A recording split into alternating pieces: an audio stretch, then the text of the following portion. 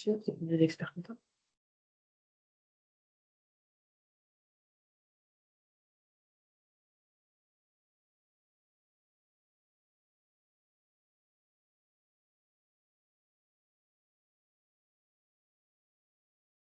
Bonjour à toutes, bonjour à tous. Bienvenue dans ce deuxième épisode de la série consacrée à l'IA générative pour les cabinets d'expertise comptable. Bonjour, merci d'être aussi nombreux aujourd'hui. Visiblement, après le succès de notre premier webinaire, vous êtes encore plus curieux en fait de découvrir comment l'intelligence artificielle va transformer votre quotidien.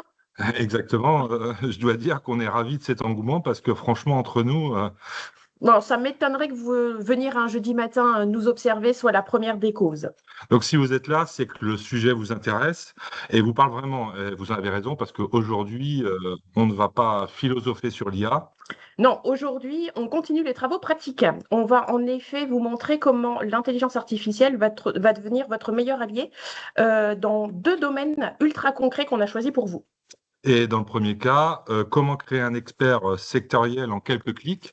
Imaginez pouvoir générer en quelques minutes analyse de marché, des ratios sectoriels, des scénarios prospectifs personnalisés. Oui, de quoi impressionner les clients et surtout de quoi les accompagner sur une vraie valeur ajoutée stratégique. Et puis en deuxième cas, plutôt quelque chose qui va faire plaisir à vos collaborateurs. Oui, bien entendu, ils vont pouvoir créer leurs propres outils fiscaux intelligents grâce à l'intelligence artificielle pour coder des applications interactives, gérer des problématiques fiscales récurrentes, par exemple. Oui, et fini donc le temps perdu sur des questions qui reviennent sans cesse. L'IA va nous aider à industrialiser l'excellence. Exactement. Et aujourd'hui, pour nous aider dans ces cas pratiques, nous avons la chance d'accueillir Julien Catanès-Aubier, que vous connaissez déjà, du coup. Oui, Julien est expert comptable, mais surtout c'est un véritable passionné expert de l'IA appliqué à notre profession. Bien entendu. Et il est consultant et il va vous montrer concrètement et en live comment manipuler tous ces outils.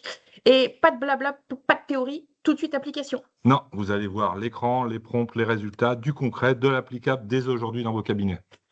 Et aujourd'hui, donc, on va laisser la main à Julien qui va nous faire une introduction aussi sur des petits rappels rapides. Oui, parce que l'IA, c'est formidable, mais comme le dit si bien Lord dans son dernier article du SIC, Oui, l'intelligence artificielle générative représente à la fois un risque, mais une opportunité. exactement, si opportunité, si on utilise de manière éthique et sécurisée cette IA. Et c'est tout l'enjeu de cette série de webinaires. Oui, d'ailleurs, si vous ne l'avez pas encore fait, pensez à consulter le dossier thématique Parlons IA sur le site privé de l'Ordre. Vous y trouverez notamment le modèle de charte d'utilisation de l'intelligence générative. Oui, parce que la vigilance humaine reste notre meilleure défense, mais aussi notre meilleur atout pour transformer l'IA en levier de croissance. Bon, assez parlé. On est prêt? Ouais, on espère que oui, parce que Julien a préparé donc des démonstrations qui vont vous scotcher, vous étonner. Allez, pour vous épater, on y va, Julien? Je te laisse la main? On y va, super. Merci beaucoup, bravo et merci pour cette présentation hyper dynamique. Grosse pression pour moi du coup, mais je veux dire, ça va aller, ça va bien se passer. Donc effectivement, je suis ravi d'être là pour ce deuxième numéro et on va aborder deux grandes thématiques aujourd'hui, de façon pratique, concrète, en direct, comme ça a bien été dit. Juste 2 minutes de rappel préalable en amont, ça sera la seule partie théorique, mais c'est important de rappeler juste les fondamentaux. Sur ces rappels préalables, il y a deux sujets majeurs lorsqu'on utilise l'IA générative en cabinet d'expertise comptable. Deux sujets auxquels il faut prêter attention. Le premier point, c'est le sujet de la fiabilité. L'IA générative, comme son nom l'indique, génère du contenu.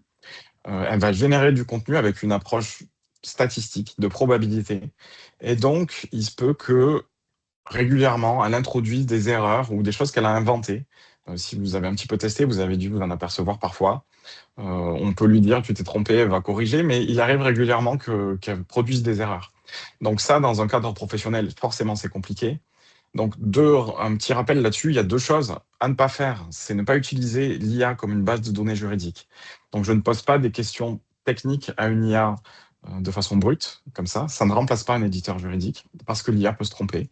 Et donc, concrètement, qu'est-ce que je dois faire? Je vais apporter mes propres sources fiables, vérifiées, et je vais demander à l'IA de travailler à partir de ce contenu-là. Donc, ça sera la logique qu'on va appliquer d'ailleurs aujourd'hui. Mais il faut bien retenir ce principe de base. Je travaille à partir d'une matière que je maîtrise, et je n'interroge pas l'IA comme une base de données.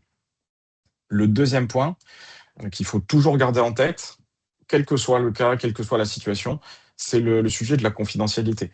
On est dans une profession qui doit respecter des normes précises, notamment le secret professionnel, mais aussi le règlement européen sur la protection des données, le fameux RGPD.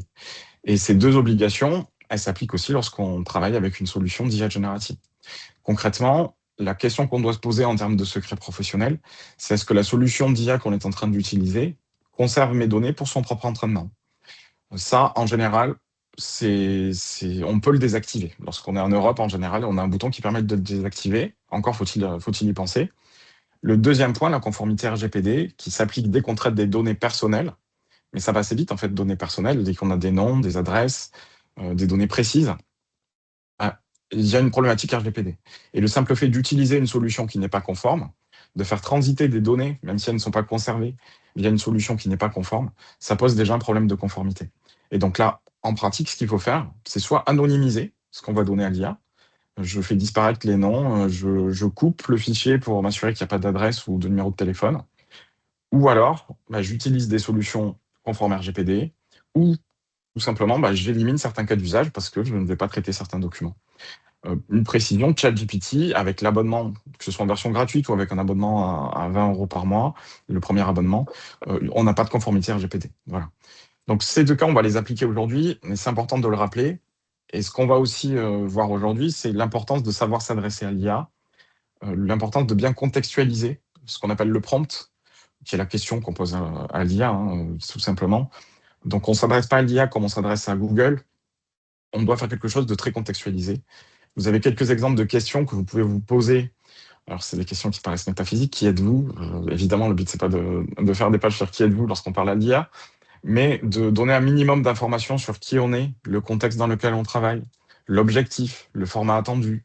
Est-ce qu'il y a des choses à ne faire ou à ne pas faire? Peut-être des exemples de ce qui est attendu. Tout un tas d'éléments qui vont faire qu'on va construire une question qui sera riche et on aura donc une réponse de qualité. Donc tout ça, on va l'illustrer aujourd'hui. Et c'est vraiment les fondamentaux si vous devez utiliser une solution d'IA générative, quelle que soit la solution, quel que soit le cas. N'oubliez pas fiabilité, confidentialité et les règles de base pour pouvoir s'adresser à une IA.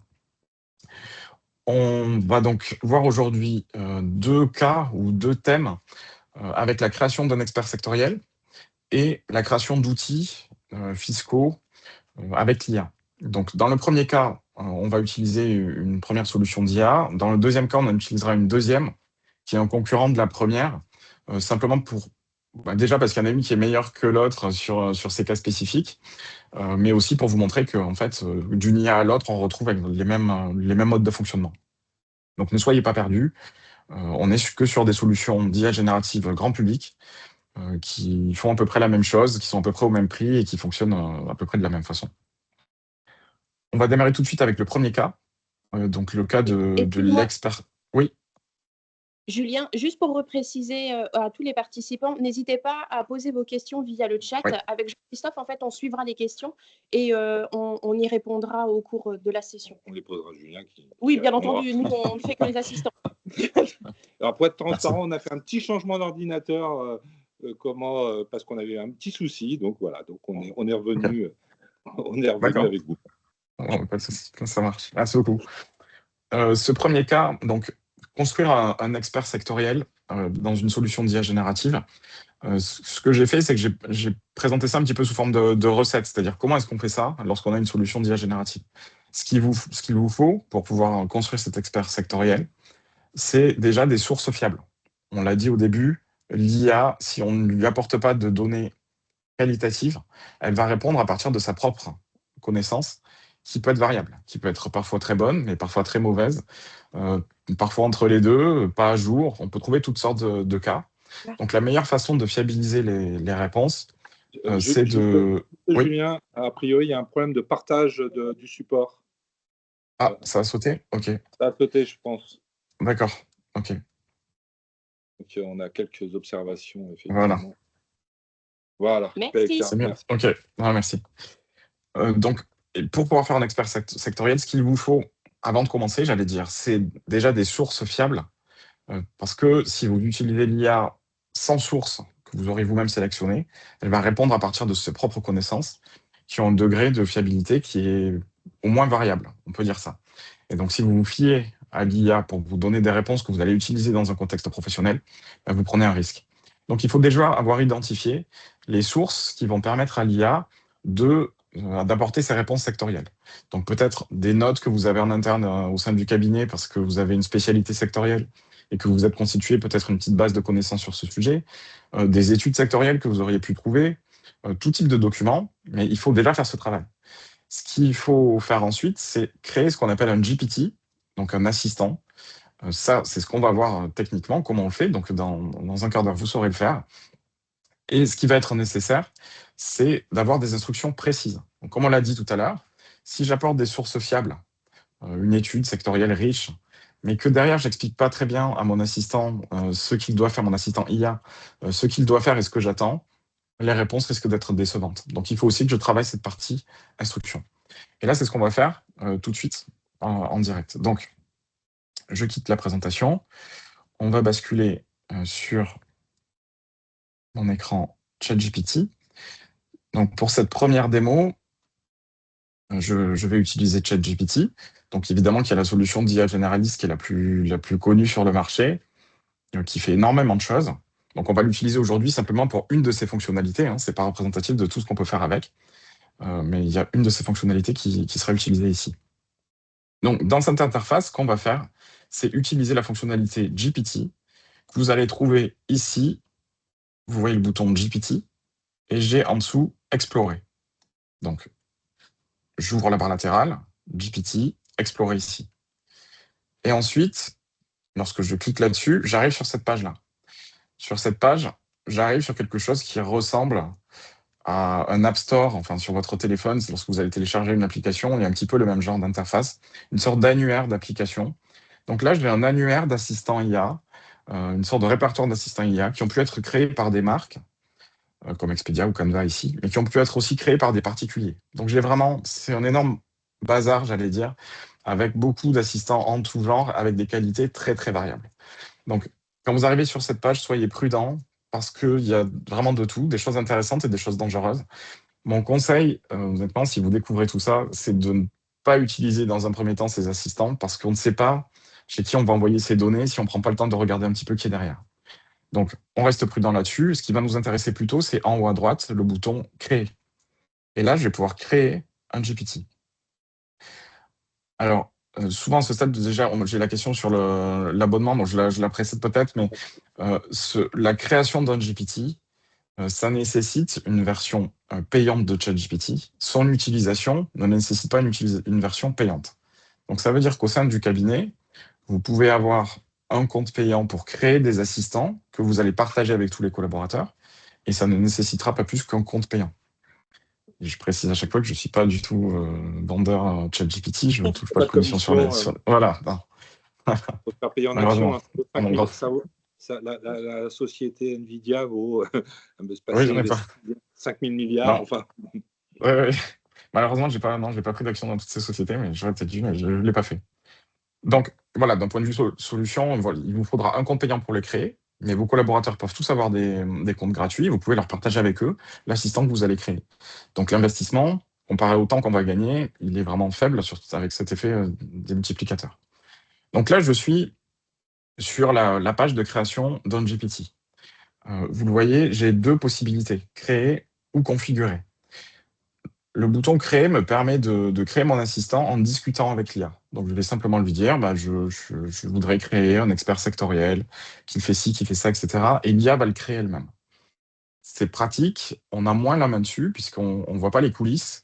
Donc, pour vous expliquer comment ça fonctionne, je vais plutôt vous montrer la partie configurée, qui est manuelle, en fait, j'allais dire, mais qui vous permet de bien comprendre les étapes et le fonctionnement. Donc, comment est-ce que ça fonctionne? Je vais devoir remplir tout simplement ces champs. Vous voyez qu'il n'y en a pas non plus 150. On est sur peut-être une dizaine de points à saisir, maximum. La plupart sont très simples. Et on va tous les faire en direct pour que vous puissiez aussi le refaire soit en même temps, soit tout de suite après. Donc, je dois déjà donner un nom à cet expert sectoriel. Là, lorsque j'ai préparé ce webinaire, je suis parti sur une étude sectorielle sur les magasins d'optique. J'ai pris ce secteur-là comme ça. Le secteur de l'optique, j'ai trouvé une étude sectorielle, dont je vais vous parler après. Donc, je vais créer un expert sectoriel pour ce secteur d'activité.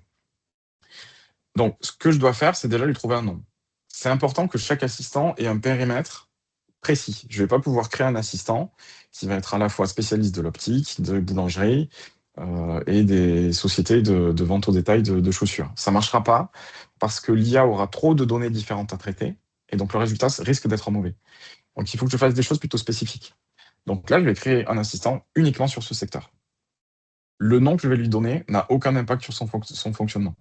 Donc, je peux très bien l'appeler Optique IA, ou absolument comme je veux. Je vois des cabinets dans lesquels ils personnalisent les agents en leur donnant un prénom. C'est Fred, le spécialiste de l'optique, ou voilà. Donc, pourquoi pas, hein. Là, vous êtes complètement libre. Là, je vais rester plus sobre. Après, il y a la description. La description, c'est ce qui explique ce que fait l'assistant IA. Ça va simplement servir lorsque vous allez avoir une liste d'assistants, de vous rappeler ce qu'il fait. Bon, Optique IA, on s'en doute, mais on peut le préciser. Donc, on va dire l'assistant IA spécialiste du secteur de l'optique à utiliser pour des analyses ou la préparation de rendez-vous, par exemple. Cette description, elle n'a aucun impact sur le mode de fonctionnement de l'assistant. Mais par contre, si je le partage à des collaborateurs, c'est bien qu'on inscrit clairement ce que fait l'assistant pour qu'il l'utilise de la bonne façon. Ici, j'ai les instructions. Et c'est là où on retrouve ce que je vous ai dit tout à l'heure en introduction sur l'importance de faire une requête qui soit riche, contextualisée, de qualité, détaillée sur ce point-là. Donc là, je vais expliquer à l'IA ce qu'elle doit faire dans ce cadre-là. Et je vais reprendre un petit peu les questions que je vous ai montrées tout à l'heure. Donc, par exemple, je vais dire, je suis expert comptable. J'emploie, j'ai une des spécialités de mon cabinet est le secteur de l'optique. Je veux que tu répondes à des questions de collaborateurs comptables sur ce secteur d'activité. Et je vais dire par exemple, pour cela, tu disposes d'une étude sectorielle détaillée à laquelle tu dois toujours te référer. Je pourrais même dire, par exemple, toujours et uniquement te référer. Je vais donner des instructions, comme en fait, il faut vraiment se mettre dans la peau d'un manager qui donnerait une instruction à un collaborateur qui est récent dans le cabinet. Il n'a pas les éléments de contexte, c'est la première fois qu'il va faire cette tâche. Je vais lui donner tout ce type de contexte et d'éléments. Je vais lui dire, par exemple, les collaborateurs vont te poser des questions et parfois te fournir des fichiers à analyser. Tu dois répondre sur la base de l'étude en contextualisant les chiffres au regard des normes sectorielles et en formulant des recommandations. Par exemple, vous voyez que le prompt, je vais pas le copier-coller, je l'ai tapé là en direct, donc j'ai pas mis, c'est pas au mot près, j'ai tapé certains mots à la place d'autres, pourquoi pas, mais c'est l'idée plutôt qu'il faut retenir. Hein. Donc c'est vraiment pas quelque chose qu'il faut retenir comme une formule magique à copier-coller exactement. C'est vraiment de dire à l'IA ce que vous attendez, pourquoi vous l'attendez, ce qu'elle doit faire ou pas faire. Je pourrais très bien lui dire refuse de répondre à des questions, qui portent sur d'autres secteurs, par exemple. Je veux pas que l'IA aille chercher, s'aventure sur d'autres choses. Donc là, j'ai donné des instructions. Donc c'est un exemple de ce que je pourrais lui donner. Plus je vais être précis là-dessus, meilleure sera la réponse. L'avantage de le mettre là, par rapport à un échange avec l'IA, c'est que là, je le mets qu'une seule fois. Je vais le mettre ici, et l'IA, à chaque fois qu'elle va répondre aux questions, elle va toujours utiliser ce prompt. Et l'autre avantage, c'est que toutes les personnes avec qui je vais le partager, il va y avoir cette méthode qui va être homogène pour tout le monde. Et je sécurise un petit peu l'usage de l'IA parce que j'ai défini, moi, au moment de la conception, ce qu'elle devait faire, pas faire, et la façon dont elle devait répondre. Parce que les personnes qui vont l'utiliser ne vont pas avoir accès aux instructions. Il n'y a que la personne qui le conçoit qui peut créer ou modifier les instructions. Amorce de conversation, je vais passer rapidement. C'est juste si je veux créer des petits boutons ici qui permettent de pré-remplir des questions. S'il y a toujours les mêmes questions qui reviennent. Donc pourquoi pas, bon, on ne va pas le faire aujourd'hui. L'autre point majeur, c'est la base de connaissances. Donc pareil, on a vu en intro, si je n'apporte pas une connaissance fiable à l'intelligence artificielle, bah, je risque d'avoir des réponses de mauvaise qualité ou très aléatoires. Donc c'est là que je vais aller chercher ce que je veux utiliser. Encore une fois, ça peut être très variable selon votre cabinet. Si vous avez des bases de connaissances en interne que vous avez constituées sur des secteurs d'activité, par exemple au fur et à mesure des années, bah, c'est une super façon de les valoriser et de rendre cette connaissance statique, dynamique et interactive. Donc ça peut être des notes internes, ça peut être des documents de l'INSEE, ça peut être des documents, tout type de documents. Donc moi, je vais aller chercher une étude que j'ai récupérée sur le secteur de l'optique et que je donne. Donc c'est un fichier PDF. Donc je le charge comme je chargerais une pièce jointe, en fait. C'est rien d'autre que ça. Donc j'appuie sur le bouton charger, je vais chercher le fichier. Le fichier PDF, là, il fait peut-être 70 ou 80 pages. Donc il y a beaucoup de choses dedans. Il y a des chiffres, des ratios de gestion, des éléments réglementaires, etc. Mais justement, le rôle de l'IA, ça va être d'aller piocher là-dedans, ce qui va être intéressant en fonction de la question. À ce stade-là, j'ai fait ce qu'il faut pour avoir un expert sectoriel. Je lui ai donné un nom, j'ai expliqué ce qu'il faisait, j'ai donné des instructions et une base de connaissances. Donc déjà, il peut tourner.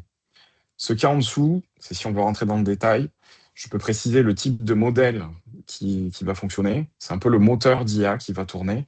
Donc, je ne vais pas le préciser là aujourd'hui. Si vous le laissez par défaut, ça fonctionnera. Donc, ne vous embêtez pas avec ce truc-là pour l'instant. Sachez juste, que selon le type de question, on peut avoir recours à des modèles qui vont réfléchir plus ou moins, mais qui vont aussi passer plus de temps. Donc, vous pouvez faire des tests. Ça va jouer sur la rapidité et sur la profondeur de réponse. Et vous pouvez très bien le laisser par défaut. Ce que je vais désactiver souvent, c'est ces fonctionnalités complémentaires, et notamment celle-ci, recherche sur le web. Parce que si je suis dans le cadre d'un expert sectoriel et que je veux justement sécuriser l'usage de l'IA par mes collaborateurs, j'ai pas envie que l'expert sectoriel il aille chercher de l'info ailleurs. Je veux qu'il se limite à ce que je lui ai donné. Donc ça, je vais le désactiver dans la plupart des cas. Les autres fonctionnalités, elles n'auront pas d'impact majeur. Canva, c'est pour générer du texte dans un format un peu particulier. Ça, c'est pour générer des images, ça n'a peut-être pas d'utilité. Ça, c'est pour analyser de la donnée. Si mes collaborateurs mettent de l'Excel, ça peut être intéressant de l'activer pour être sûr que l'IA va bien le lire de la bonne façon. Donc là, je vais laisser ces deux-là. Et c'est tout ce que j'ai à faire. On peut aller chercher, par exemple, Julien, image PME, enfin les données de l'ordre sur les activités pour rajouter à ces éléments. Tout à fait. On peut mettre aussi plusieurs documents, du coup, joints? Oui, exactement. On peut mettre plusieurs documents. Donc, je peux avoir plusieurs sources, plusieurs formats d'ailleurs. Je peux mettre de l'Excel, du Word, du PDF. Donc, je peux empiler plusieurs choses, tout à fait. Et je n'aurai pas besoin de dire à l'IA où elle doit aller chercher. Ça lui crée une base de connaissances et c'est elle qui, après, se débrouille avec ça. Petite question, Canva, c'est Canva, c'est l'outil de... Oui, alors c'est une très bonne question, effectivement, je ne l'ai pas précisé. Canva, non, ce n'est pas le même Canva que l'outil de création de visuels. Voilà. Il y a un nom qui est trompeur, c'est simplement une fonctionnalité qui permet de générer des textes un peu longs. Là, honnêtement, il n'y a pas d'utilité, j'aurais pu le désactiver. Mais ce n'est pas la même chose. Voilà. Il y avait une autre question, mais oui. Je pense que peut-être tu as répondu avant, c'est qu'est-ce qui justifie qu'en fait on fait ça sur ChatGPT et pas ah oui. Voilà. Alors non, effectivement, qu'est-ce qui le justifie? C'est simplement que dans toutes les enquêtes, sondages, et même mes propres sondages à main levée, dès que je rentre dans une salle et que je parle un peu d'IA, 90% des gens utilisent ChatGPT. Donc la logique là est de parler au plus grand nombre et de se dire, bah, là, c'est des choses que vous pouvez faire tout de suite après. Donc on utilise la solution la plus utilisée. Mais c'est complètement transposable sur toutes les autres solutions d'IA généraliste du marché, que ce soit du Mistral, du Claude, du Gemini sur Google. Ces fonctionnalités-là existent, c'est devenu un standard. Donc, vous pouvez complètement le transposer. Comme on dit, c'est the first take all. Oui, exactement. Oui, c'est ça. Ils ont vraiment écrasé en termes de connaissances, ils sont très loin devant les autres, de connaissances du public.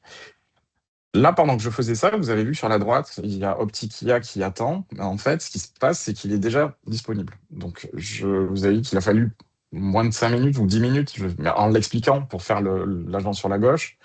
Donc ça va vite. Je Oui, vais encore t'interrompre, Julien, parce qu'en non, fait, je je t'en prie. pense qu'il faut préciser des choses. Il y a Oui. une question qui dit les données et fichiers insérés pour GPT, est-ce qu'ils sont confidentiels? Est-ce qu'il y a une Alors, case à côté que les données, afin que les données transmises le reste et qu'elles ne soient pas réemployées par ChatGPT? merci pour la question. On a deux sujets en termes de confidentialité. C'est les deux points que j'évoquais tout à l'heure. Il y a un sujet de secret professionnel, un sujet de RGPD. Le sujet de secret professionnel, si je désactive dans les paramètres, alors là, je ne peux pas le faire tout de suite parce que sinon je vais sortir de l'écran, mais si dans les paramètres, je désactive le fait que ChatGPT utilise les connaissances, ben, en fait, il ne garde aucune info. Ça, je peux le désactiver.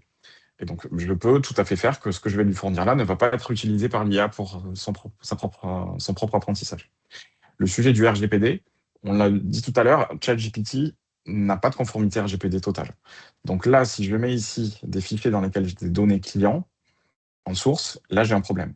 Pour autant, dans la plupart des cas, les assistants qu'on va créer, à ce stade-là, on ne mettra pas de données clients parce que le but, c'est de mettre des choses justement qui ne soient pas spécifiques à un client et qui soient plutôt des choses générales. Donc là, je n'ai pas de problématique RGPD, j'ai donné une étude sectorielle. Il n'y a pas de nom de client, d'adresse ou quoi que ce soit. Donc à ce stade-là, tout va bien. Après, il va se poser la question des données que je vais mettre à l'assistant pour le faire travailler lorsque je lui ai demandé une analyse. Mais on va le voir tout de suite après. Ok. D'autres. Encore une petite question Ouais, sur allons-y. plus technique et sur les différents outils. Est-ce que Mistral serait plus RGPD friendly et donc plus pertinent, ou est-il trop à la traîne par rapport à ChatGPT? Et ça, c'est une première question. Et Aurélie nous met deux questions dans une. Et cette fonctionnalité ressemble à un notebook LLM. Quelle est la plus adaptée à une Ouais. IA sur des documents internes? Alors, c'est des très bonnes questions. Sur les autres, par rapport à Mistral, Mistral permet de le faire. En termes de performance, je trouve, je mets du conditionnel, je mets toutes les sécurités avant, mais je trouve que la performance n'est pas au même niveau. Donc, en conformité, en sécurité, oui, on y est, puisqu'on est sur une solution européenne conçue par des Européens, donc avec tout ça en tête. En termes de performance, je trouve qu'on est un peu en dessous de ce qu'on peut sortir avec ChatGPT. Pour autant, ne me jetez pas de pierre, testez-le en fonction de vos usages. Peut-être que pour certains usages, ça va tout à fait vous convenir et que vous serez très bien sur Mistral, hein. Il faut tester, il y a des solutions gratuites. Testez, allez-y. Pour ce type de cas, honnêtement, je trouve que j'ai des résultats moins bons. La deuxième question, c'était par rapport à Notebook, oui. Ouais. Par rapport à Notebook, alors effectivement, on retrouve la même logique. Je donne des sources et après, je pose des questions. Donc, c'est principalement la même logique. Notebook est vraiment fait pour aller chercher, j'allais dire presque littéralement, le contenu des sources pour répondre à ma question. Donc, il va faire quelque chose d'assez sec en termes de contenu, avec des références. Donc, c'est très sourcé. Ça, c'est le point fort de Notebook. Le point faible, enfin, c'est même pas un point faible, c'est la différence en tout cas avec ce qu'on va faire là. C'est que là, je vais avoir besoin de quelque chose qui va un peu plus créer, pouvoir faire des commentaires, pouvoir faire des mails, des notes. Et ça, j'ai besoin d'un peu plus de créativité que j'ai moins sur Notebook. Pas parce qu'il est moins bon, mais parce que c'est un rôle différent. Si je veux simplement faire une base de connaissances et pouvoir trouver dans cette base de connaissances l'endroit exact où il y a la réponse à ma question, Notebook sera meilleur. Si je veux créer du contenu, ChatGPT sera meilleur. J'ai des réponses un peu longues peut-être à chaque fois, mais c'est pour être Non, mais complet. merci. Donc, Non, mais ça permet de préciser et de donner effectivement des éléments pour choisir un outil en fonction de ce que l'on veut faire. parfait. L'avantage, c'est que toutes ces solutions proposent des modèles gratuits que vous pouvez tester, donc n'hésitez pas. Donc là, sur la droite, j'ai mon assistant IA qui s'est préparé au fur et à mesure de ce que je disais. Vous l'avez peut-être vu, mais au fur et à mesure du moment où je tapais les instructions, ici, ça tournait sur la droite parce qu'il était en train d'intégrer ce que je lui disais. Et là, je peux déjà le tester. Donc, il est déjà prêt, mais il est en mode aperçu. Donc, en pratique, ce que vous allez faire là, si vous voulez l'affiner, c'est faire des premiers tests. Vous dire, ah, mais il répond pas exactement comme ça, je voudrais qu'il soit plus court, plus long, qu'il fasse telle ou telle chose. Je vais là, je modifie mon instruction, j'attends quelques secondes qu'il se mette à jour, je reteste et je passe par cette phase d'affinage de mon assistant avant de le déployer. Une fois que j'arrive à quelque chose de satisfaisant, j'appuie sur le bouton créer en haut. On me demande ce que je veux en faire. Est-ce que je veux le garder pour moi uniquement? L'autre extrême, c'est le rendre public sur l'annuaire que je vous ai montré tout à l'heure, ce qui ne sera pas forcément l'objectif, ce que je ne vous recommande pas.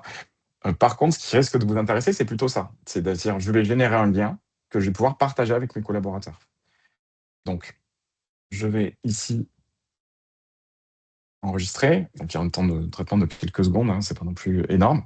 Mais je vais sortir de là avec un lien tout simple que je peux partager comme je le souhaite, par mail, que je peux mettre à dispo sur un intranet. Enfin, j'ai vraiment un lien web que je peux envoyer. Et la personne qui va l'ouvrir, ben, ça va ouvrir ChatGPT et ça va lui intégrer ChatGPT dans son environnement. ChatGPT. Ça va intégrer mon GPT dans son environnement. Donc après, elle pourra l'utiliser très simplement. Vous allez voir comment. Donc, je reviens là-dessus. Là, il est créé. C'est ce lien que je pourrais partager avec mon collaborateur. L'avantage, c'est que c'est très souple. Ils n'ont pas besoin de compte payant pour pouvoir l'utiliser, encore une fois. Et donc, je peux le partager très facilement. L'inconvénient de ne pas passer sur des comptes payants pour tout le monde, c'est que je n'ai pas de gestion des accès, du coup. Donc, ça veut dire que si un des collaborateurs part du cabinet et part avec le lien web, il part aussi avec l'assistant. Donc, c'est toujours un compromis. Est-ce que je veux minimiser le coût au maximum avec une seule licence? Et dans ce cas-là, je peux le faire, il n'y a pas de problème, mais j'ai ce risque-là. Ou est-ce que je préfère sécuriser le tout? Mais dans ce cas-là, il va falloir passer par des licences pour gérer des accès. Donc là, l'assistant est créé. Concrètement, ce qui va se passer, c'est que quand je vais aller sur ChatGPT, je vais avoir, j'en ai beaucoup ici parce que j'en crée régulièrement dans plein de situations différentes, mais si c'est votre premier, vous allez avoir tout en haut, juste en dessous de GPT ici, vous allez avoir votre assistant, pardon, voilà, ici. Donc moi, il y a tout en bas, Optic IA. Donc au quotidien, vous ou un collaborateur, lorsqu'il va vouloir avoir une question sur ce secteur d'activité, lorsqu'il va ouvrir ChatGPT, il sera là, ChatGPT le généraliste, et s'il a une question sur un secteur d'activité, il va aller sélectionner son assistant dont la tâche est fixée clairement, dont la base de connaissances est maîtrisée, et donc il va travailler dans un environnement beaucoup plus fiable.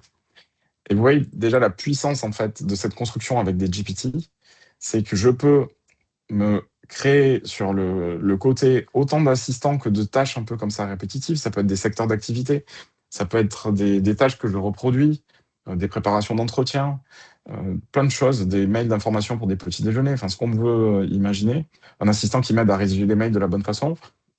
Je peux m'en créer et tout ce que j'ai à faire après, c'est d'aller le sélectionner au moment où j'en ai besoin. Donc là, il a été créé. Et ce que je vais faire maintenant, c'est on va le tester avec des éléments.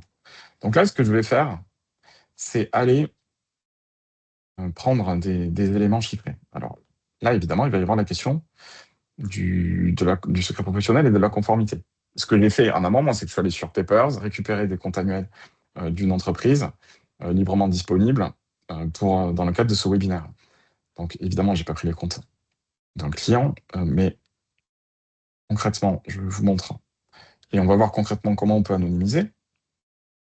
Donc là, je suis sur les comptes sociaux d'un magasin d'optique que je ne connais pas du tout. Une fois, j'ai trouvé sur Papers. J'ai récupéré le PDF, donc là, il n'y a aucun traitement particulier, et je me retrouve avec des comptes annuels. Là, par rapport à la question posée tout à l'heure, si je prends directement ce fichier PDF dans lequel il y a le nom du client, son adresse, etc., et que je le mets sur ChatGPT, là, j'ai un problème de conformité RGPD.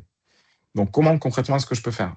On a dit, face au RGPD, il y a plusieurs problèmes. Soit j'oublie certains cas d'usage, là, c'est quand même dommage. Soit je vais sur des solutions qui offrent une conformité RGPD. On peut parler de Mistral, on peut parler de Copilot de Microsoft Office en licence payante qui offre une conformité RGPD, mais là aussi, un avertissement important sur la performance qui n'est pas celle de ChatGPT. C'est un euphémisme, mais je vous invite à faire vos propres tests. Voilà, on a ça. On a Google Workspace en version professionnelle, encore une fois, donc pas Gemini version grand public. Google Workspace version professionnelle qui affiche une conformité RGPD. Donc, dans ce cas-là, je peux y aller directement avec les comptes de mes clients. Il n'y a pas de problématique. Si ça n'est pas le cas, un moyen simple d'anonymiser des documents, c'est de faire une capture d'écran ou un copier-coller. Donc, soit je vais faire un copier-coller textuel. Avec des tableaux, ça peut être problématique. Mais je peux aussi, par exemple, faire une capture d'écran et dire, je prends uniquement le tableau avec les chiffres et je vais le coller. Je repasse sur ChatGPT et je vais le coller directement sur l'interface, là. Donc je colle, copier-coller, et là j'ai donné le tableau actif du client sans qu'il y ait aucun nom, aucun numéro ciré, ni quoi que ce soit. Donc, je peux, en quelques secondes, je suis en train de le faire, je vous passe les changements d'écran, mais je peux complètement faire ça de façon très simple. Donc, c'est une possibilité. Si vous souhaitez, encore une fois, ne pas basculer sur des solutions conformes RGPD, il y a aussi des solutions d'anonymisation payantes sur le marché qui existent, des solutions professionnelles.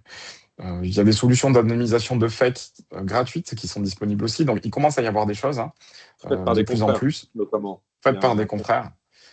On peut donner, oui, voilà, Ouais. il y a des, je peux la donner, je sais pas, je peux la donner, c'est gratuit, c'est Oui, monsieur Evrard, Cyril. oui, voilà, il y a une solution qui s'appelle anonymiserfake.com. C'est un exemple, hein, là encore, c'est gratuit, il n'y a aucun intérêt nulle part, mais c'est un outil qui est fait par un confrère qui a développé cette solution qui anonymise des fakes. Donc l'usage est très précis, c'est que pour les fakes.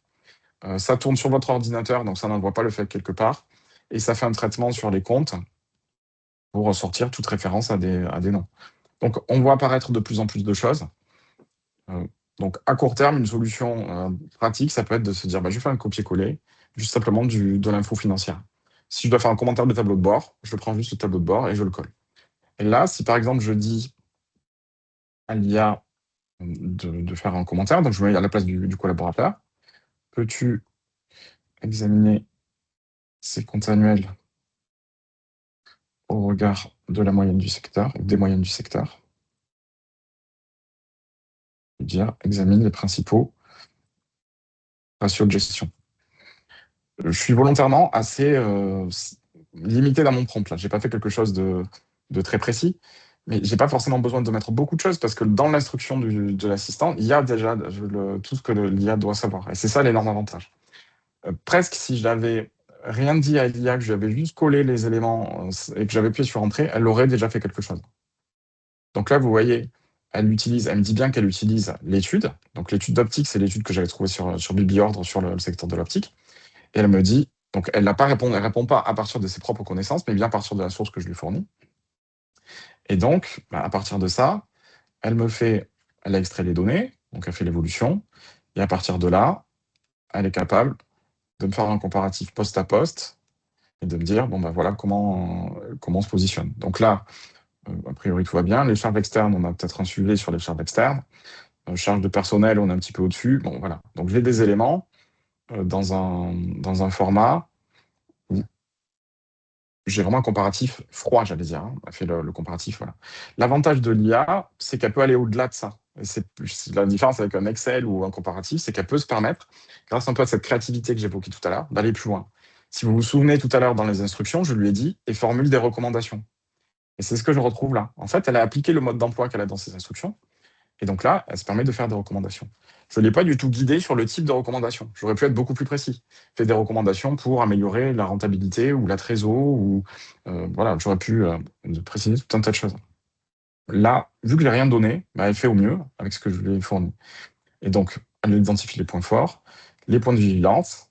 Il faudrait regarder le détail. Voilà ce qui pourrait être l'objectif. Il y a le BFR, il y a sans doute un problème de stock, donc il y a quelque chose à faire là-dessus. Et donc là, des recommandations concrètes. On est sur de l'IA générative, donc c'est du conversationnel. Donc ça veut dire que je peux lui dire, OK, je dois recevoir ce client.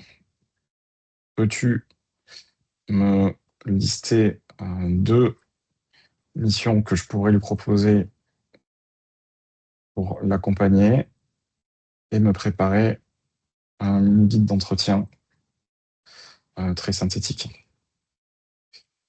Une petite faute d'orthographe, ça n'a pas d'impact. Voilà. Alors, le côté toujours flatteur de l'intelligence artificielle qui trouve que tout ce que vous faites est formidable et génial, ça fait plein de mal. C'est du marketing, ça. Ça met du baume au cœur, on s'en fout. Voilà. Mais en tout cas, voilà, là, je l'ai expliqué. Ouais, toujours sur la base d'une étude fiable, toujours sur la base de données, d'instructions. Voilà, je ne suis pas sans filet sur ChatGPT. Elle me dit, peut-être ça serait bien de travailler sur l'optimisation de la performance du BFR.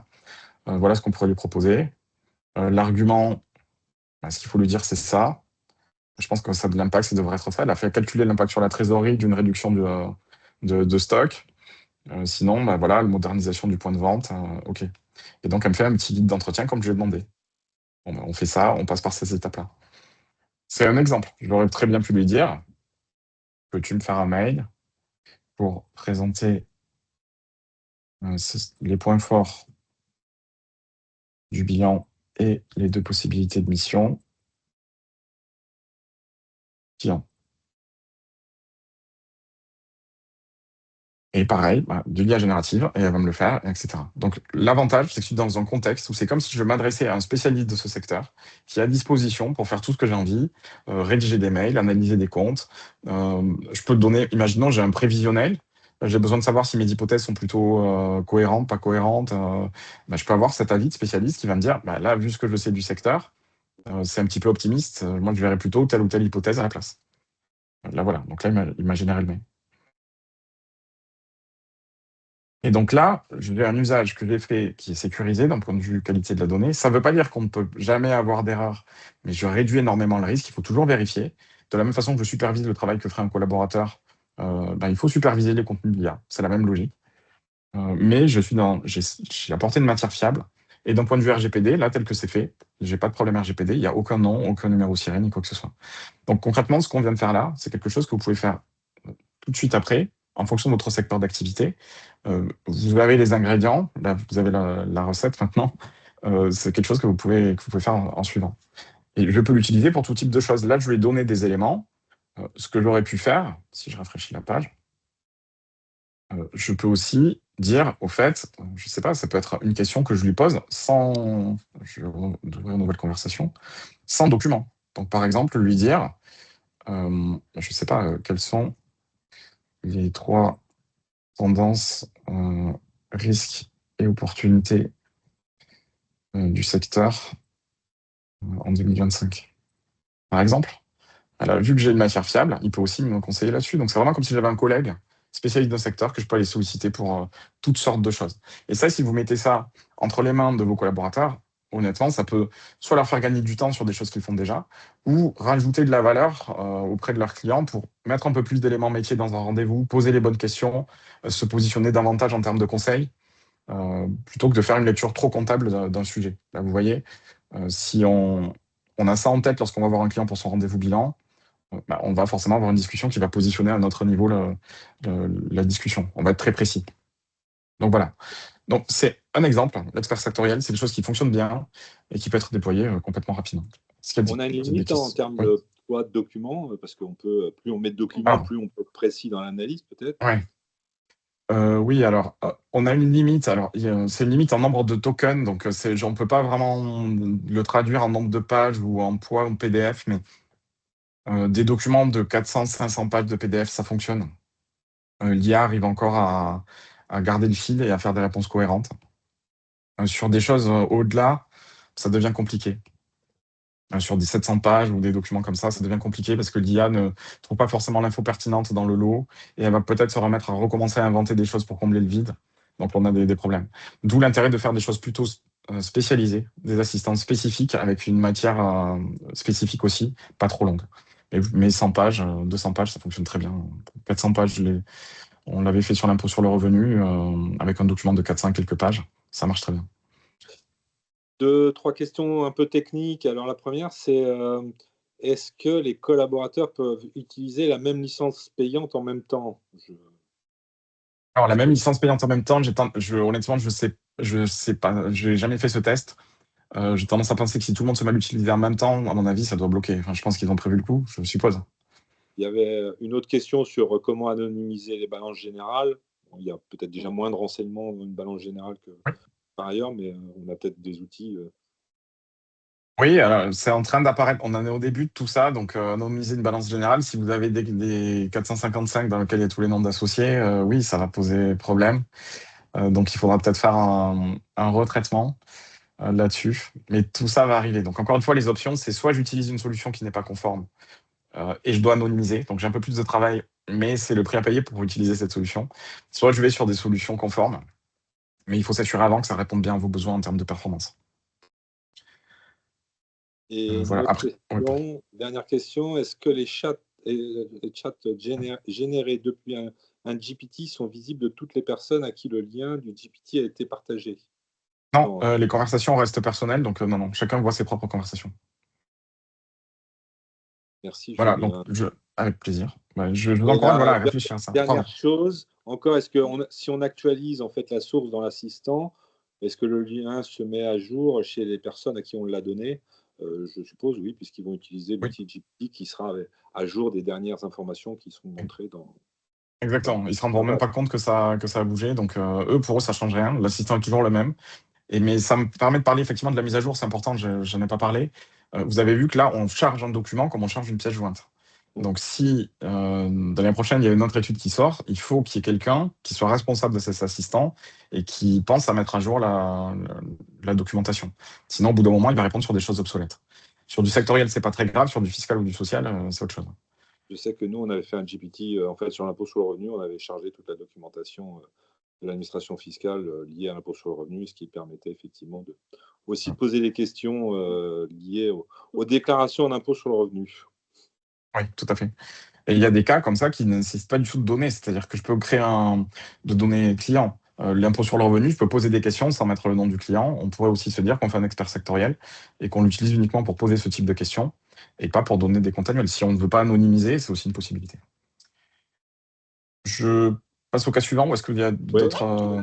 Oui. Merci. Ok. Merci. Alors, Ce cas très intéressant. Oui.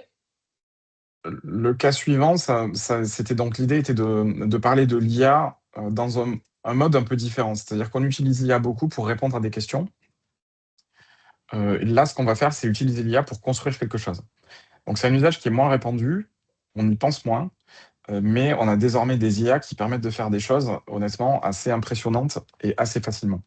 Alors, il y a une Lorsque je parle... dernière question, Oui. Julien, par rapport à la base de données, c'est est-ce qu'on peut demander d'aller chercher les informations sur un Voilà. compte EFL, par exemple?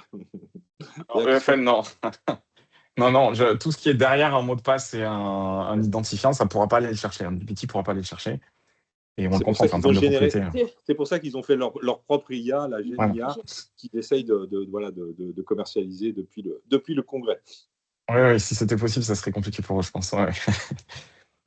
Donc, la conception d'outils, effectivement, ça peut faire peur lorsque je dis comme ça. On se dit, mais je ne sais pas concevoir d'outils, je ne suis pas développeur, je n'ai jamais créé d'application. Pas de problème, je ne suis pas non plus développeur. Je n'ai pas fait d'études d'informatique, de codage pendant des années. C'est justement ce qu'a permis l'IA, c'est d'arriver à faire des petites solutions simples. Je ne parle pas de concevoir le prochain logiciel de comptabilité de la profession, mais de concevoir des petites solutions simples qui permettent de gagner du temps au quotidien. C'est ça l'ambition. Et vous allez voir que ça peut être quand même assez puissant.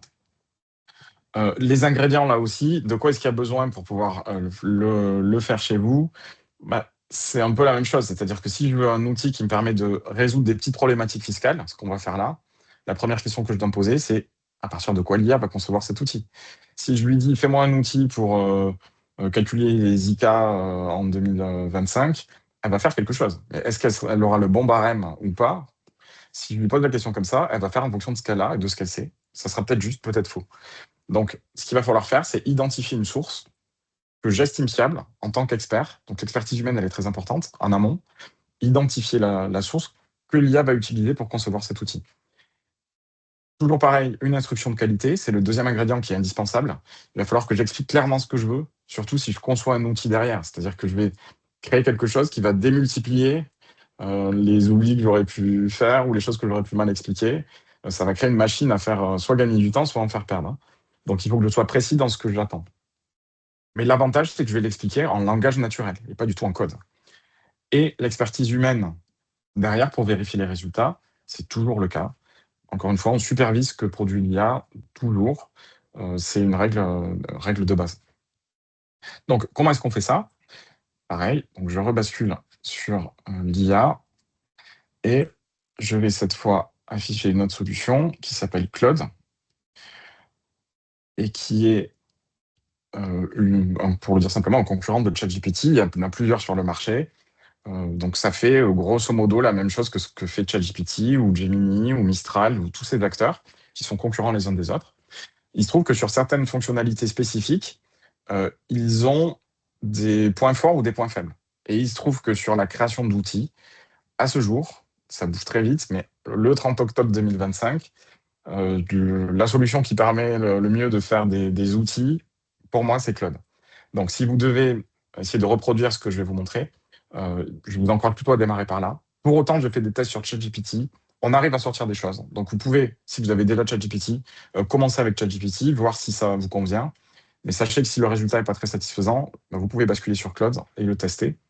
Claude, c'est toujours le même principe. Vous avez une version gratuite qui vous permet de faire des premiers tests. Et après, une version payante, sans engagement au-dessus. C'est le modèle habituel. Autre intérêt de Claude, Julien, c'est aussi ses qualités rédactionnelles. Un peu plus que... Oui, je confirme. J'essaie de... J'ai l'impression de faire la promo de Claude parce que j'aime vraiment beaucoup cette IA. Mais c'est une IA, effectivement, en termes rédactionnels, donc j'essaie de me retenir, mais en termes rédactionnels, c'est une IA qui fonctionne vraiment bien. On ne retrouve pas trop ce contenu un peu trop haché qu'on a sur ChatGPT, où on se retrouve assez rapidement avec des listes à tirer, mots-clés, 2 points, listes, etc. Là, on peut rédiger du contenu qui est voilà, du vrai contenu rédigé, ça fonctionne vraiment pas mal. Donc, effectivement, c'est une des raisons principales pour lesquelles j'utilise beaucoup. Donc, Claude, voilà, vous voyez l'interface. Si c'est la première fois que vous voyez cette interface, vous ne devez pas être perdu parce que ça ressemble à une interface d'IA générative.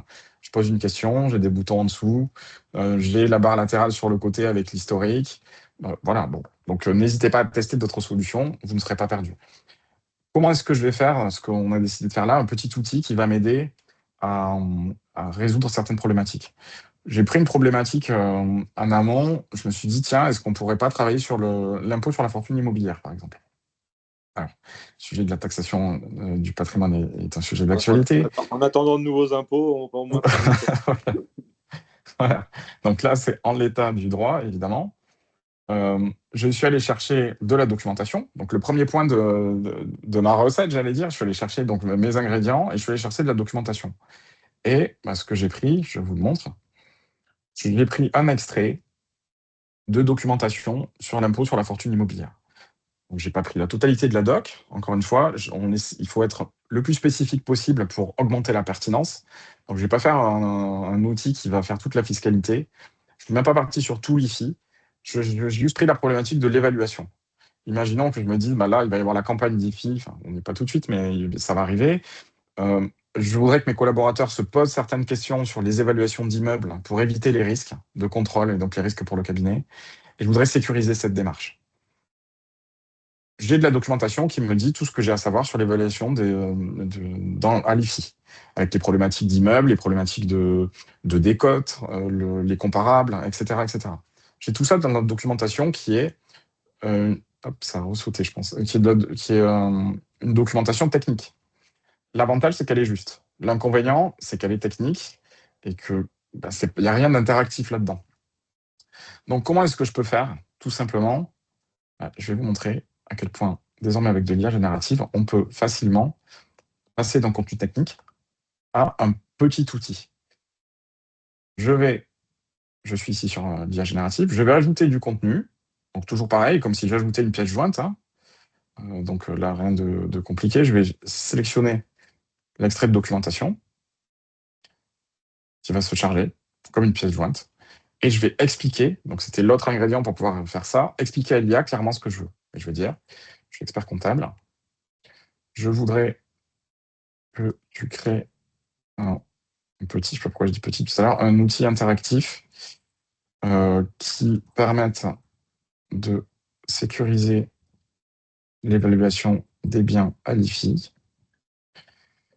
Je veux qu'il pose les bonnes questions aux collaborateurs et qu'il soulève des points d'alerte et ou des recommandations en fonction de leur réponse. Et je vais dire par exemple, tu dois uniquement utiliser la source jointe pour cela. Donc, un peu la même chose que tout à l'heure, j'explique le contexte. Je ne sais pas forcément comment l'IA va utiliser ce contexte-là, mais moi, je lui donne les éléments. Et elle, ce qu'elle en fait, c'est un peu son problème, j'allais dire. Donc, je lui explique, voilà, je suis expert comptable, voilà ce que je veux. L'objectif, ce que je veux, c'est sécuriser. Ça a l'air de rien, mais le fait de lui donner les objectifs, ça change la façon dont elle travaille. Selon si c'est un outil qui va servir pour faire, je ne sais pas, que je vais mettre sur le site internet pour accrocher un petit peu, elle aura un ton différent. Là, l'objectif, elle comprend bien ce que c'est, je lui donne la source fiable, et donc je peux la lancer. Et là, ce qui va se passer à partir de là, c'est que l'IA va rentrer dans un mode un peu différent. Donc, elle me dit, je vais d'abord lire le guide. On a vraiment l'impression d'avoir... Enfin, c'est un peu déstabilisant au début. On a quand même vraiment l'impression d'avoir un être humain qui est en face de nous et qui nous parle. La différence, c'est qu'il, pour lire le guide, il met quelques secondes. Et voilà, donc Mais dans le ton, je trouve que c'est toujours un peu... Ils l'ont personnalisé au maximum, on a vraiment l'impression d'avoir quelqu'un. Et là, il me dit, OK, parfait. Maintenant, j'ai compris. Je regarde les meilleures pratiques pour construire un outil. Donc l'IA, elle a été conçue, ça c'est les concepteurs de l'IA qui lui ont dit, si on te pose ce type de questions, voilà comment il faut faire. Donc elle regarde, donc elle a l'aspect technique, elle a l'aspect conception, et là elle se lance dans la création d'un outil. Et ce qu'elle était en train de faire, c'est en train de le coder. Donc une IA, pourquoi une IA est capable de coder? Parce qu'en fait, le code, pour une IA, c'est une langue. De la même façon que le français, l'anglais ou l'espagnol, pour elle, c'est un langage. Elle connaît. Et donc, si je lui demande quelque chose, elle est capable de me répondre dans ce langage. Et donc, en fait, elle va faire toute cette étape de code et elle va me produire un outil qui va apparaître directement là-dessus. Alors, cette étape, elle peut prendre un peu de temps. Elle peut prendre 5 minutes, 10 minutes, ça dépend. Donc, je l'ai préparé en amont quand même, parce qu'on ne va pas faire 5 minutes de... Je ne vais pas meubler pendant 5 minutes, mais... Juste une question pendant que ça Oui, tourne. La compatibilité de Claude avec la RGPD. Exactement la même chose que ChatGPT. J'ai des versions business qui me permettent d'avoir une conformité, mais sinon, par défaut, l'abonnement grand public, c'est pas conforme. La même chose. Bon, Julien, il faut que j'avoue quand même que c'est que l'introduction, elle a été faite ce matin avec Claude. Ah, c'est vrai?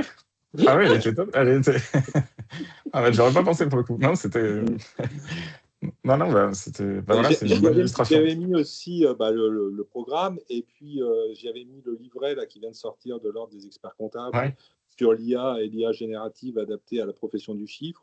Et puis le dernier article du SIC sur l'IA générative. Et on va vous les mettre, les documents, dans le chat pour que vous puissiez les récupérer et en prendre connaissance. Et le livret est vraiment très bien, sur 40 pages, un peu d'avoir des exemples de prompts et toutes les règles pour chaque outil en termes de compatibilité RGPD. Oui, c'est très bien fait, effectivement. C'est un super guide pour démarrer, s'y mettre et de façon concrète. Donc là, je l'avais lancé déjà une première fois en amont.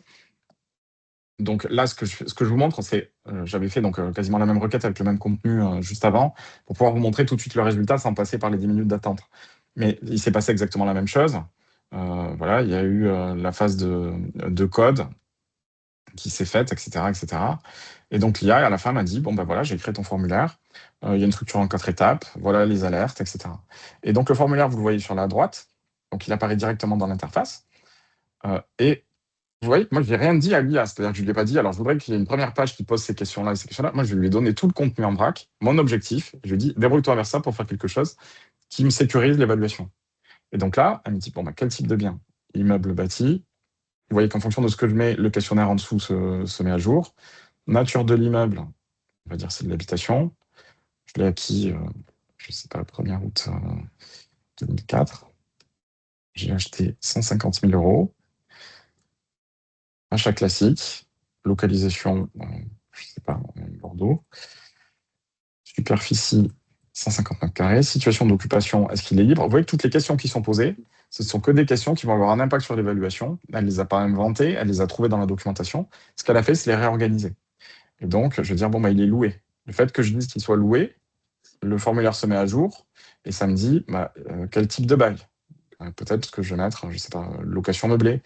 Et il reste 12 mois, il reste 10 mois. Le loyer annuel est de 6 000 €.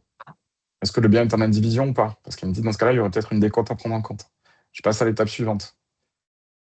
Comment est-ce que je l'ai évalué? Quelle méthode est-ce que j'ai appliquée? Attention, elle me rappelle des points qui sont dans la documentation. On ne peut pas faire de moyenne arithmétique, il faut utiliser des méthodes qui sont prévues. Donc je vais dire, j'ai fait la méthode par comparaison. Ok, comparaison, mais tu as fait combien de comparaisons? Vous voyez qu'on est vraiment dans une logique de sécurisation du dossier qui guide le collaborateur pour s'assurer qu'on ne fait pas n'importe quoi. 3 minimums recommandés, j'en ai fait 3. Et je suis allé sur Patrimoine. Vous voyez encore une fois que c'est très métier, avec un conseil issu de la documentation. Dernière évaluation, la dernière évaluation, j'ai déclaré 200. Je ne me souviens plus combien je l'avais acheté, mais je vais en dire 300 parce que ça va peut-être être la même chose. Je suis désolé, j'ai oublié. Étape suivante, voilà. Et il se trouve que la valeur vénale retenue à ce stade, c'est 250. Je mets volontairement une valeur vénale 250, voilà, inférieure à l'évaluation. Et là, il me demande des caractéristiques détaillées.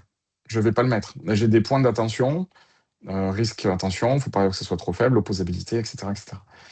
Vous voyez qu'en fait, ça a traduit en question-réponse la totalité d'une documentation sur l'évaluation et pour guider mes collaborateurs. Et je sors de là en me disant, bon, ok, voilà le récapitulatif, pardon. Voilà ce que tu m'as dit. Les points d'attention, il faut que tu te poses la question de la décote parce que tu as un locataire dans le bien. Donc, il faut que tu regardes quelle décote tu peux faire en fonction de la durée. Et je m'aperçois qu'il y a un gros écart entre l'évaluation et ce que tu as déclaré. Donc là, on a un sujet. Tu n'as pas rempli les caractéristiques du bien. Le reste, c'est coché, c'est bon. Voilà ce qu'il faut que tu fasses pour le dossier. Et je peux même faire un bouton, télécharger le rapport d'évaluation, où ça me sort une petite récap dans un fichier texte. Donc ça a pris. J'ai identifié la documentation, je l'ai donnée. La requête, on l'a faite ensemble. Vous avez vu que c'est une requête en langage naturel. J'ai absolument pas abordé des questions de code ou de quoi que ce soit. Et je suis arrivé à ça. Alors, pour être transparent, ce qui s'est passé, c'est que dans la première version, le bouton générer le rapport ne marchait pas, par exemple. Donc, je vous le laisse exprès pour vous montrer qu'il ne faut pas être déstabilisé si la première version de l'outil, il y a encore des choses qui ne fonctionnent pas. J'ai toujours pas besoin de savoir comment on fait pour le réparer. J'ai juste besoin de lui dire, pardon, mais ça marche pas. Et il me mettait 6 fois la même erreur. Et je lui ai dit, là, le dernier point, il est répété 6 fois. Il faudrait qu'un même point d'alerte ne soit pas répété. Il me dit, je corrige ces 2 points. Voilà les corrections apportées. Et j'ai eu la version 2 que vous voyez là, qui a plus de problème. Donc, en 15 minutes, je suis passé d'une problématique technique dans un document statique à un outil interactif. Je parle de petit outil au sens où ce n'est pas un logiciel avec une base de données, il n'y a pas de conservation ni quoi que ce soit. Mais ce fichier-là, je peux le télécharger, le mettre sur mon ordinateur, l'envoyer. Je peux décider de le publier si je le souhaite aussi. Et là, ça va générer un lien partageable, un peu comme tout à l'heure. Et là, j'ai donné aucun nom client, en fait. Donc là, je n'ai pas de problématique de RGPD. On est sur de la méthodo. Je peux, encore une fois, le télécharger si je le souhaite. Ça va me donner un petit fichier HTML que je peux partager avec mes collaborateurs, qui va tourner uniquement sur leur poste. Et donc, il n'y a pas de problématique. Et même si ça utilisait des données clients, si je télécharge le fichier et que je le fais tourner sur mon ordinateur, mais en fait, la donnée ne sort pas de mon poste. L'IA ne sert pas dans l'outil. Il n'y a pas d'IA dans cet outil-là. L'IA, elle est utilisée en amont. C'est pour ça que si je voulais vous parler de ces 2 cas, qu'on avait décidé de parler de ces 2 cas et que c'était important de faire les 2 parce que c'est 2 utilisations différentes de l'IA. Une pour avoir des réponses à des questions, une pour concevoir quelque chose. Donc là, j'utilise l'IA pour concevoir, mais après, j'ai un outil qui n'utilise pas d'IA, que je peux lui faire tourner sur mon propre ordinateur, et donc j'ai plus de problématique de gestion personnelle des données personnelles. Donc, ce que je vous montre là, honnêtement, c'est assez puissant. Il y a beaucoup de cas dans les cabinets de petites problématiques du quotidien, des choses qu'on refait systématiquement en se posant les mêmes questions. Chacun a des notes sur une feuille ou un document quelque part. Créer ce genre de petit outil qu'on mutualise, ça peut être pas mal. Ça peut servir aussi pour fluidifier des échanges entre services. Les fameuses fiches entre la compta et le juridique, avec les comptes annuels sur les éléments à mettre dans le rapport de gestion. Pourquoi pas le structurer avec un document comme ça marche très très bien. Ça peut faire aussi d'autres choses. Par exemple, la dernière fois, j'avais un expert comptable qui avait une problématique en fait, il avait des documents qui étaient extraits d'une caisse d'un client dans un format CSV qui n'était pas le format d'import dans son logiciel comptable. Et donc, il y a quelqu'un qui passait à chaque fois, je ne sais pas combien de temps, à faire cette transposition. En fait, ce qui a été fait, je vous le montre. Hein. Je n'ai pas le temps de vous montrer la conception de tout ça, mais je vous montre quand même la façon dont ça a été fait. Je lui ai dit, donne-moi le fichier d'origine, le fichier de sortie tel que toi tu le finis. J'ai dit à l'IA, toujours pareil, je lui ai donné le contexte. Je dois régulièrement faire cette tâche-là. Le fichier d'entrée, c'est celui-là. Et le fichier de sortie, c'est ça. Et ce que je voudrais, c'est qu'il soit automatisé, parce que c'est quelque chose que je fais régulièrement. Et honnêtement, quand je l'ai lancé, je n'étais même pas sûr que l'IA soit capable de le faire. Donc, je lui ai démarré la conversation à est-ce que c'est possible ou pas? Et elle m'a dit, ok, je regarde les fichiers. J'ai bien compris, voilà ce qu'il faut faire, etc., etc. et elle m'a sorti à la fin un document que je peux vous montrer du coup, enfin un document, une solution, pardon, qui permet, je l'avais déjà créé, Ouais. oui. T'as changé d'écran, Julien, ou pas? Parce qu'on est toujours sur le formulaire. Ça va s'afficher, voilà, c'est parce que voilà. Et donc ça a généré ça, c'est un fichier HTML sur lequel on l'a testé avec lui. On n'a rien. Il va chercher. Ah, il n'y a rien? On est toujours sur l'évaluation, là, sur les 250 000.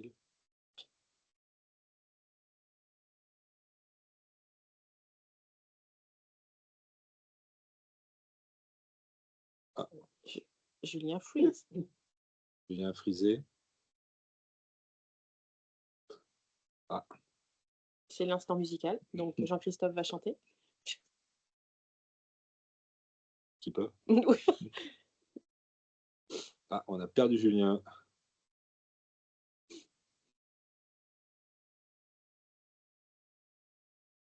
Et vous avez des questions, c'est le moment de les lancer dans le chat, le temps que Julien revienne parmi nous.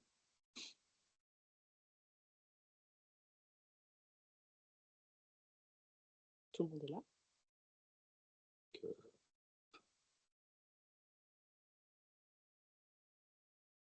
Hop. Je pense que Julien s'est déconnecté. Ah, ouais, voilà, ça y est. là je suis là.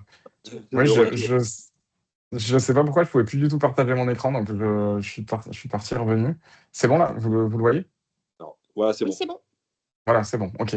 Désolé donc du coup pour le petit bug, je sais pas ce qui s'est passé. Une visio sans bug n'est pas une visio. Ouais. Ouais, mais là, 10h06, j'y croyais, mais ça, non, on n'a pas réussi. Donc, désolé. Mais vous voyez le résultat, c'est quelque chose. Je parle toujours de petit outil parce que, voilà, encore une fois, c'est simple, mais ça fait gagner des heures à un collaborateur. Et là, il a simplement à aller sélectionner son fichier d'entrée. L'IA fait la conversion. Encore une fois, vu que c'est un outil HTML, ça tourne sur son ordinateur, donc il n'y a même pas à anonymiser quoi que ce soit. Ça ne part nulle part. Et désormais, il a ça à disposition. Donc, je peux l'utiliser pour ça. Je vous montre quelques exemples pour alimenter vos réflexions. Mais donc, ce type d'outil, ça peut être aussi on en avait parlé. Seule limite, c'est notre imagination. Oui, voilà, vraiment. Non, c'est ça. C'est exactement ça. Là, c'en est un autre sur la location meublée. Caractériser le régime TVA de la location meublée avec un système de questions-réponses. Ben, ça fonctionne aussi. Il a été fait de la même façon. Documentation, explication de ce que je veux.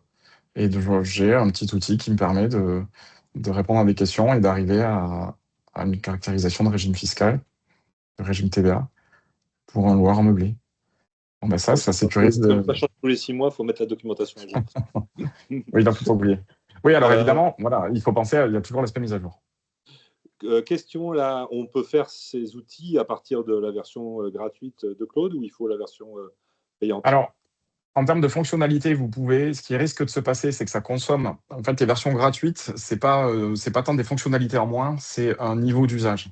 Donc, plus vous allez interroger l'IA, et plus vite vous allez atteindre un plafond, et on va vous dire, bah, revenez plus tard ou passez sur la version payante.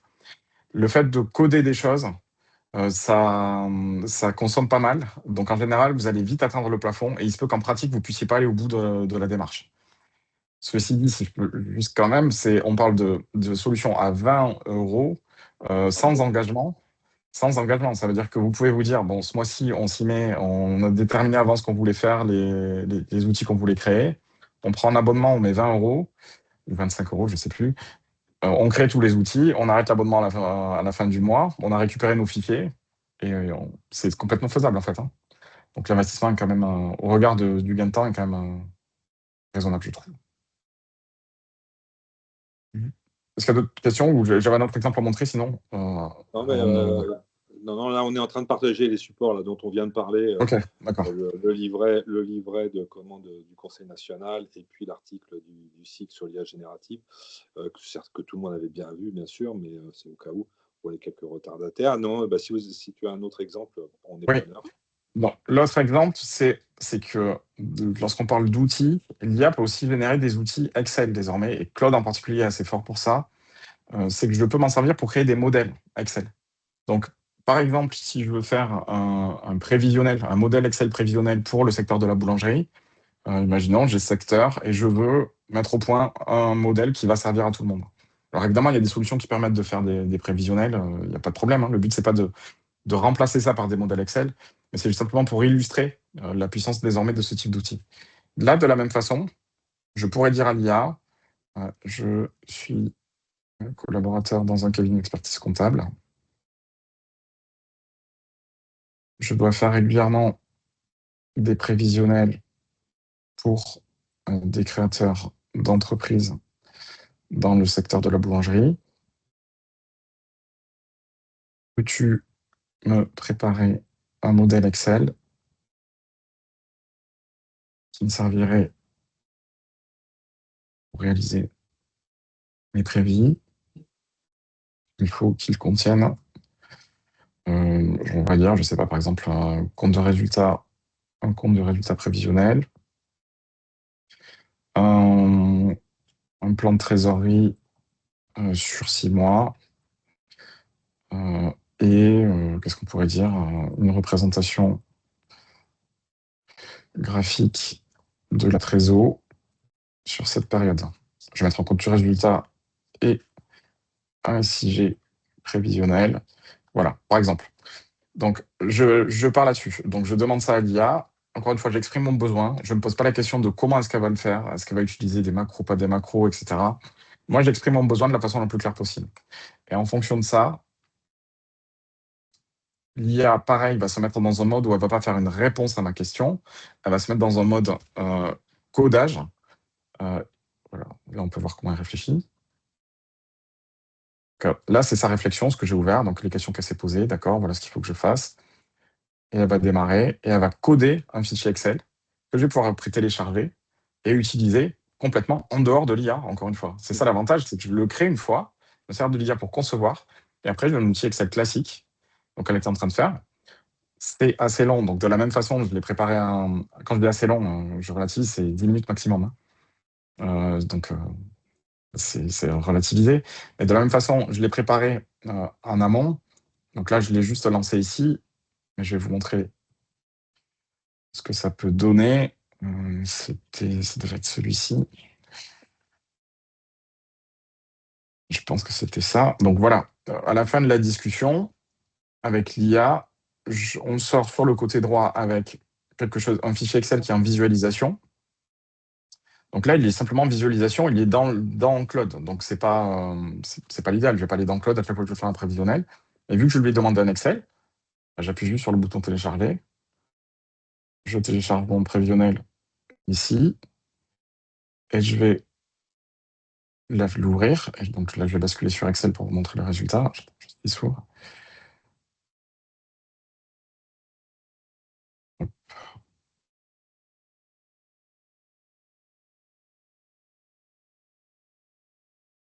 Voilà. Donc là, je suis sur le fichier Excel brut tel qu'il a été généré par l'IA suite à ma demande. Dans ma demande, ce que je n'ai pas fait là, mais c'est simplement pour vous illustrer la puissance, c'est aller chercher, ce que j'aurais dû faire en conditions réelles, j'allais dire, c'est aller chercher peut-être une étude sur la boulangerie en plus pour lui dire, ben voilà l'étude sectorielle, pour qu'elle ait vraiment toute la connaissance métier. Donc c'est ce que j'aurais dû faire. Mais là, volontairement, je ne l'ai pas fait, pour vous montrer quand même le niveau qu'on atteint désormais avec des intelligences artificielles. C'est-à-dire qu'une IA à qui j'ai juste dit, je veux faire un prévisionnel pour des boulangeries, voilà ce que je veux dedans, voilà ce qu'elle me sort. Je ne lui ai rien apporté de plus que ça. Elle me sort un onglet hypothèse avec des éléments à renseigner en bleu parce que je dois les renseigner, ce sont les hypothèses de mon prévisionnel. Vous voyez que dans le vocabulaire, j'allais dire les intitulés, les libellés, on est sur des choses très métiers, on n'est pas sur du générique. Les investissements, c'est pas investissement matériel et immatériel, c'est four pétrin, vitrine, etc. Et derrière, je vais des onglets. Alors, j'avais pas tapé exactement le même prompt, là. Je me suis un peu emballé avec la représentation graphique. Tout à l'heure, j'ai été pris dans mon truc et j'ai oublié que dans la préparation, je l'avais pas mis. Mais ça le ferait aussi. Et là, vous voyez que j'ai des onglets. Je sais pas si vous voyez sur mon écran en haut, on n'est pas sur du statique. Il a créé toutes les formules qui vont chercher des infos, qui font les calculs nécessaires pour me faire mon prévisionnel de vente, en déduire le prévisionnel de chiffre d'affaires, les charges, un compte de résultat prévisionnel par mois, là aussi en dynamique, le plan de trésorerie, encaissement, décaissement, et les principaux indicateurs. Donc ça, à partir d'un prompt, d'une IA, et je me retrouve avec un fichier dans lequel, encore une fois, il n'y a plus du tout d'IA que je peux utiliser au quotidien. Donc ça ouvre un champ des possibles qui est quand même assez énorme. Là, c'est que quelques exemples, mais je suis sûr que si vous découvrez tout ça, vous allez avoir plein d'idées dans les périodes à venir. Et pour structurer ce qu'on fait en cabinet, pour mettre sous forme d'outils des méthodes qu'on a au sein du cabinet, mais qu'on n'a jamais vraiment structurées, c'est quand même c'est quelque chose qui marche vraiment très, très bien. Donc, quelques illustrations de ce qu'on peut faire avec l'IA. Alors, je vois qu'il est 10h15, on va te laisser 15 minutes je pense, s'il y a des questions. Mais voilà, vous avez eu 2 exemples. L'IA qui peut répondre à des questions. L'idée, c'est vraiment de lui apporter de la matière pour qu'elle puisse répondre de façon spécifique et à haute valeur à des questions de personnes dans le cabinet. Donc ça, c'était le premier point, avec la création des GPT. Le deuxième point, c'est l'IA conceptrice de solutions que je vais utiliser pour structurer des processus, développer des petits outils, et après les utiliser en dehors de l'IA. C'est vraiment 2 axes. Le deuxième est assez récent. Ça fait pas longtemps qu'on a... Ça doit faire peut-être 3 mois, j'allais dire, qu'on a des solutions d'IA qui permettent d'avoir ce niveau de maturité d'outils, Excel notamment. Voilà. Il faut rappeler qu'on arrive juste aux 3 ans Ouais, du lancement de l'IA, de ChatGPT. Les premières versions, c'était novembre 2022, si je exactement. ne dis pas de bêtises. Donc, on est comment l'évolution a été quand même phénoménale des Ah, possibilités offertes par l'IA. Juste une petite chose quand même, pour oui, revenir 5 minutes sur l'utilisation de l'IA et aussi quelques obligations un petit peu en termes de charte et puis de oui, réglementation qui commence à arriver avec l'IA tout à fait. Act. Alors, on aura peut-être l'occasion un petit peu d'y revenir, mais faire Ouais, attention donc à l'utilisation de l'IA. oui, oui, c'est un point important. Donc, il y a une obligation réglementaire supplémentaire qui est en train d'entrer en vigueur, qui s'appelle l'IA Act. C'est l'équivalent du règlement européen, donc du RGPD, mais sur l'IA spécifiquement. En termes de philosophie, c'est un petit peu l'équivalent. Donc l'objectif est de réglementer l'usage de l'IA au sein de l'Union européenne, avec des obligations lourdes qui pèsent sur les concepteurs d'intelligence artificielle, donc toutes ces sociétés dont on parle, les Google, ChatGPT, OpenAI, etc., mais aussi sur les utilisateurs. Et ça, pour le coup, ça concerne tout le monde dans la profession, du moment qu'on utilise de l'IA générative. Et honnêtement, qu'on l'utilise sur ChatGPT ou dans une solution à terme, on va tous en utiliser d'une façon ou d'une autre, parce qu'il y aura des boutons d'IA dans les logiciels de production, comptables, sociaux, etc. Il y a une obligation. Donc l'obligation, ce qui est prévu, c'est une obligation de formation de toutes les personnes qui utilisent l'IA générative dans le cadre professionnel. Donc il va falloir être capable de former tout le monde, de prouver qu'on les a formés et d'assurer une traçabilité de ça. Un petit peu sur une logique lab. Enfin, c'est pas du tout le même sujet, c'est pas du tout déontologique et c'est pas l'ordre qui gère ça, c'est pas ce que je veux dire. Mais dans cette logique de formation systématique des collaborateurs, être capable de dire lui l'a suivi ou lui ne l'a pas encore fait. Ça veut dire que il faut se poser la question dans les cabinets de est-ce que j'ai formé tout le monde? Comment est-ce que je prévois de le faire? Sachant que la formation n'est pas une formation, on ne parle pas de parcours d'une semaine, hein. On parle d'une formation au minimum. Et les minimums, c'est ce que sur les thématiques, c'est les points que j'ai évoqués en introduction. Les risques liés à l'IA et la façon dont on s'adresse à une IA. Donc là, je vous l'ai fait en flash, ça ne permettra pas de cocher la case formée, mais c'est ces 2 sujets-là. Donc c'est des choses qui sont actuellement en une demi-journée, pour répondre simplement. Mais donc, il va falloir former et s'assurer que tous les nouveaux entrants sont formés. Et Voilà. puis effectivement, l'intégration de cette charte IA aussi pour Oui, éviter le château IA, pour éviter aussi la reproduction aussi de biais dans l'utilisation de oui, l'IA. Il y a tout un tas d'éléments qui peuvent être utilisés. Vous retrouverez d'ailleurs dans le livret, en synthèse de ce que vient de nous dire comment Julien sur l'IA Act, et puis vous avez un modèle de charte qui est proposé par l'Ordre des experts comptables, adapté effectivement aussi en ouais. fonction des enjeux de chacun, mais qui est disponible aussi dans ce livret et qu'il faut intégrer dans votre règlement intérieur, dans votre charte informatique, compte tenu de l'utilisation de ces outils. Ouais. La charte, c'est important parce que ça définit vraiment les usages qu'on autorise ou pas au sein du cabinet. C'est là qu'on va dire, on n'utilise pas l'IA pour faire ce type de commentaire ou on utilise telle solution plutôt que telle autre pour tel type de tâche. Donc, c'est important. Parce que dans vos cabinets, il y a probablement des gens qui utilisent déjà l'IA d'une façon qui n'est pas structurée. Je vais rester neutre parce que je connais l'avis du coup de Jean-Christophe. Julien, de ton côté, même si je le connais déjà aussi, ton avis sur Copilot? Copilot, en fait, si je suis le plus objectif possible, l'avantage de Copilot, c'est que c'est une solution Microsoft intégrée à la suite Office. Donc sur le papier, c'est une IA générative qui est intégrée à la solution Office. Donc ça veut dire que je peux travailler avec mes documents parce que je suis conforme RGPD.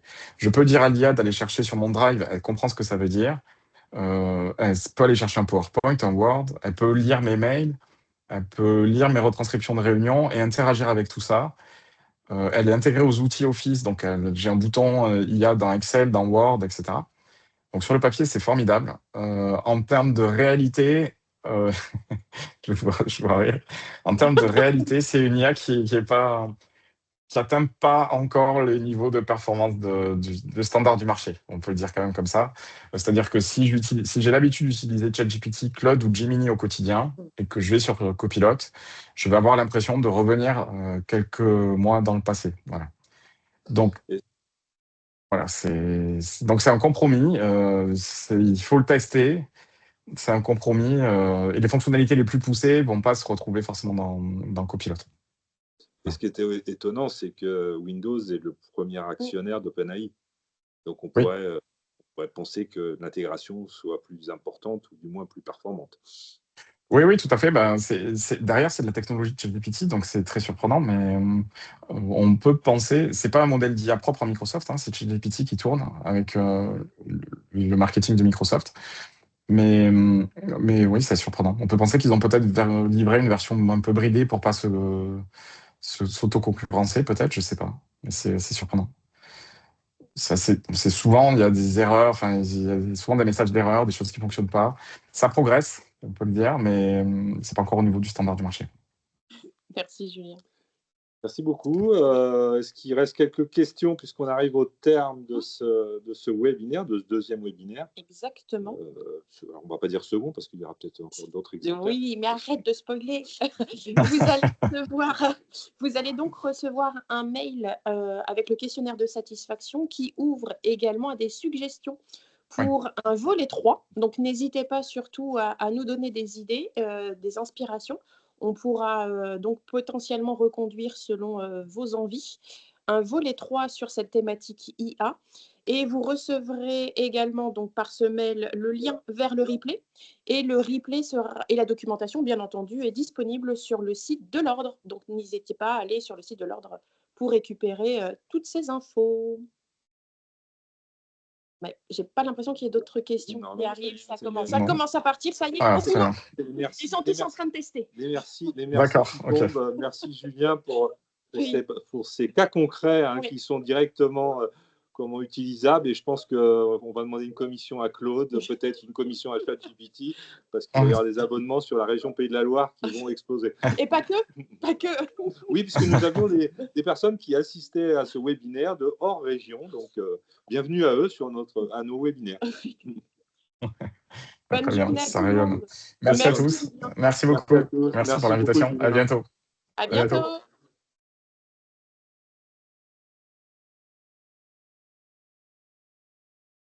T'as coupé ?